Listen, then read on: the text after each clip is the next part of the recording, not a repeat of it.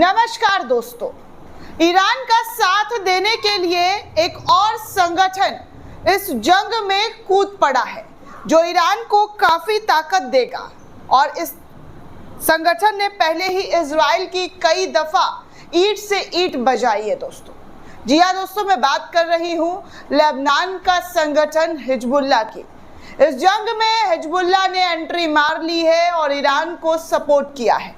Iran के साथ अब हिजबुल्लाह इजराइल पर ताबड़तोड़ अटैक करेगा और इस अटैक से इजराइल को कितना नुकसान हो सकता है और कितना भारी नुकसान हुआ है वो पूरी दुनिया में इस वक्त हॉट टॉपिक बना हुआ है कि इजराइल की जो शक्ति थी उस शक्ति को ईरान ने फुस कर दिया है। उस शक्ति को ईरान की तरफ से खा लिया गया है। ऐसा खा लिया गया है कि अब सिर्फ और सिर्फ मलबा और खंडर इजराइल के अंदर दिखाई दिया जा रहा है। लेकिन अब जो बड़ी जानकारी निकलकर सामने आ रही है दोस्तों, वो ये है कि इजराइल के खिलाफ जंग में हिजबुल्लाह की एंट्री हो चुकी है। मिलिट्री बेस इजराइल का तबाह कर दिया गया है। यही नहीं, इजराइल का तो व्यापार तक ठप हो गया है दोस्तों।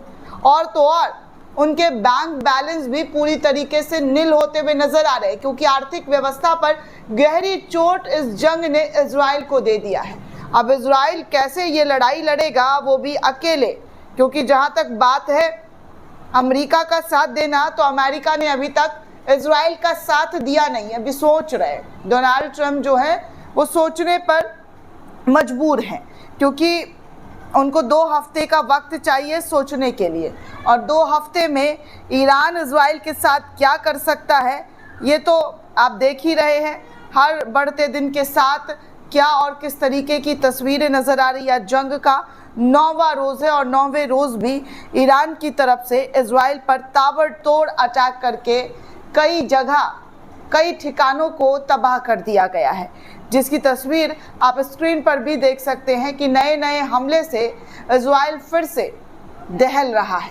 वहीं दोस्तों आपको एक और बड़ी जानकारी दे दूं, बड़ी खबर निकलकर सामने आ रही है करंट रिपोर्ट के हवाले से कि दुनिया के सबसे बड़े शिपिंग कंपनी मेसर ने इजराइल के हाइफा पोर्ट के लिए सभी वाणिज्य शिपिंग को निलंबित करने का घोषणा कर दिया है। दुनिया की सबसे बड़ी जो शिपिंग कंपनी है वो मेसर इजराइल के हाइफा पोर्ट के लिए जितनी भी शिप जाने वाले थे उन सब की घोषणा जो है बंद कर दी है कि आप इजराइल के अंदर ना जाएं, इजराइल के साथ किसी भी तरीके का कोई डील ना करें।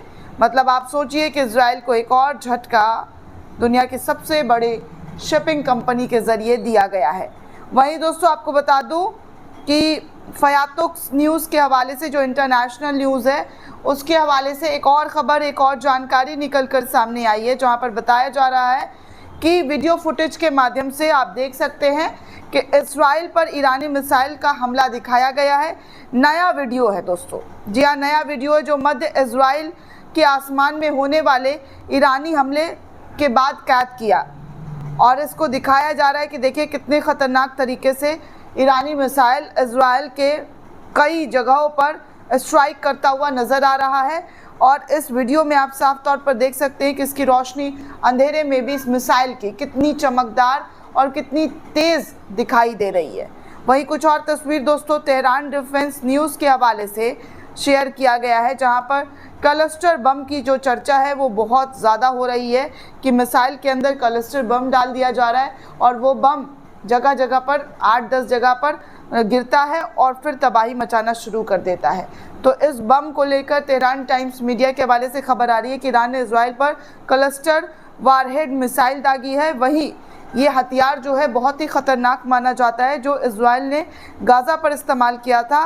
अब उसे, जी हाँ, उसे ईरान जो है इस्तेमाल करते हुए उसको मज़ा चखाने का काम कर रहा है। मतलब जो गाज़ा के साथ जो चीज़ें इजराइल के ज़रिए की गई थी, अब वही चीज़ें ईरान के ज़रिए इजराइल पर की जा रही है। क्लस्टर बम को लॉन्च करते हुए हर तरफ इजराइल के अंदर फेंक दिया जा रहा है और उससे बड़ा ब्लास्ट होता हुआ दिखाई दे रहा है। कल मैंने पूरी रिपोर्ट क्लस्टर बम पर लेकर की थी दोस्तों, आप जाकर चेक कर सकते हैं चैनल पर कि हमने कल आपको इस पूरे बम के बारे में खासियत जो है वो बताई थी।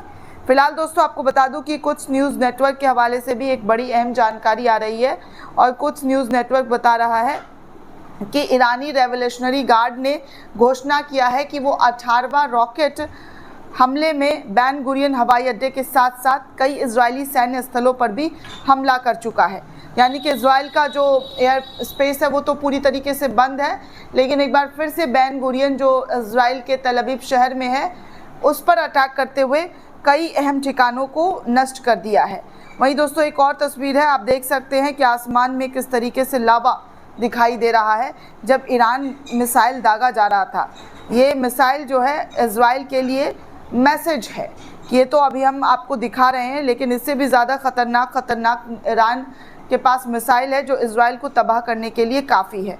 बाकी कुछ और तस्वीरें आप देख सकते हैं कि मुहर्रम से पहले कुछ लोग लिख रहे हैं कि शिया देशों ने किस तरीके से इजराइल के साथ किया है, इसकी तस्वीर आपके सामने है। तो आप तमाम तस्वीरों के माध्यम से देख सकते हैं कि मुहर्रम से पहले जो है ईरान ने इजराइल को ऐसा चोट दिया है कि इस चोट की वजह से इजराइल को उभरने के लिए काफ़ी वक्त लगता हुआ नज़र आएगा। वहीं वियोन न्यूज़ के हवाले से भी कुछ अहम जानकारी निकलकर सामने आ रही है दोस्तों, और वियोन न्यूज़ इस पूरे रिपोर्ट को लेकर बता रहा है कि कैसे जो है हिजबुल्लाह के चीफ नईम कासिम जो है उनका बयान सामने आ गया है कि वो इजराइल और ईरान वार में ईरान के साथ खड़े हुए हैं। ईरान को हर संभव मदद जो है हिजबुल्लाह के ज़रिए दिया जाएगा। कुल मिलाकर अगर आप देखें तो हिजबुल्लाह ने ईरान के साथ खुलकर सपोर्ट और समर्थन किया है, जिस तरीके से चीन और रशिया के ज़रिए किया गया है। और रशिया में तो बार बार रशिया के जो राष्ट्रपति हैं व्लादिमीर पुतिन, वो ये स्टेटमेंट देते हुए नज़र आ रहे हैं कि वो ईरान के लिए हर एक चीज़ से मदद करते हुए नज़र आएंगे।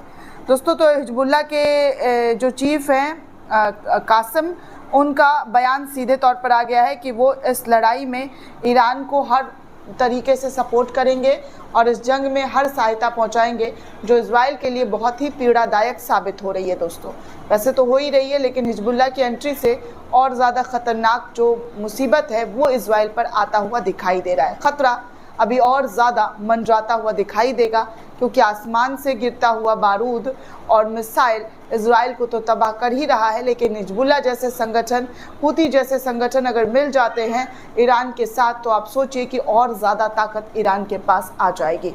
वैसे तो ईरान के पास ताकतों की कमी नहीं है, लगातार वो अपने नए मिसाइल से पूरी दुनिया को चौकन्ना कर चुका है, चकित भी कर चुका है, क्योंकि मिसाइलों की चर्चा इजराइल की नहीं बल्कि ईरान की हो रही है कि ऐसे मिसाइल निकाल चुका है ईरान कि हिजबुल्लाह और हूती इनके साथ ना भी आए तो वो अकेले अपने दम पर लड़ाई लड़ सकता है। लेकिन वो कहते हैं ना कि एक से भले दो, तो अब ये लड़ाई में एक से भले दो जो है वो साथ होते हुए नज़र आ रहे हैं। दोस्तों इस पूरे रिपोर्ट को लेकर आप क्या सोचते हैं, आपकी क्या प्रतिक्रिया है, हमें कमेंट करके ज़रूर बताइएगा।